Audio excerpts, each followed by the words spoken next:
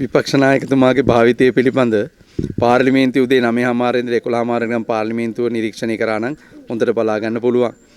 විවිධ වූ ප්‍රකාශ කරමින් එතුමා විපක්ෂ නායකයා විදියට කාර්යභාරයක් ඉෂ්ට කරන්න උත්සාහ කරාට හැබැයි ඇත්තටම එතුමාගේ භාවිතය දැන් තියෙන්නේ ආණ්ඩුවට විරුද්ධව නෙමෙයි රටට හතුරු විපක්ෂයක් මෙහෙවමින් තියෙනවා.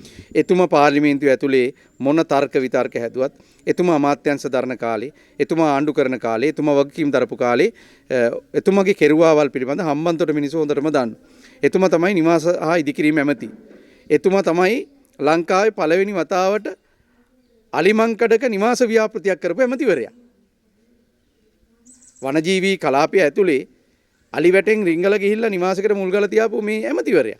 ඒ නිසා එයාට මේ ව්‍යාපෘති පිළිබඳව හරි අපේ ආණ්ඩුවේ මේ සංවර්ධන ව්‍යාපෘති පිළිබඳව හරි කතා කරන්න අයිතියක් නැහැ. එතුමාගේ කෙරුවාවල් හොඳටම දන්නවා.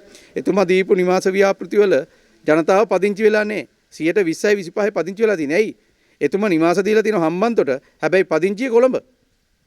එහෙම නැත්නම් අනුරාධපුරේ. ඒ නිසා එතුමා කරේ ඇත්ත ජනතාවට නිවාස අයිතිය දෙන එක හරි ඇත්ත සංවර්ධනයේ බිමට ගේන එක හරි නෙමෙයි.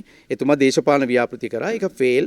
මිනිස්සු ඕව ප්‍රතික්ෂේප කරලා තියෙන නිසා පාර්ලිමේන්තුව ඇතුලේ පැය දෙකක විතර කාලයක් අරගෙන වොයිස් කට් එකක් දීලා පොඩි ආතල් එකක් ගන්නවා. අපි එතුමාට සුබ පතනවා. ওই විදියටම තවත් දශක ගාණක් වොයිස් කට් එකක් දීගෙන ඉන්න ලැබෙන්න කියලා. බොහොම ස්තුතියි.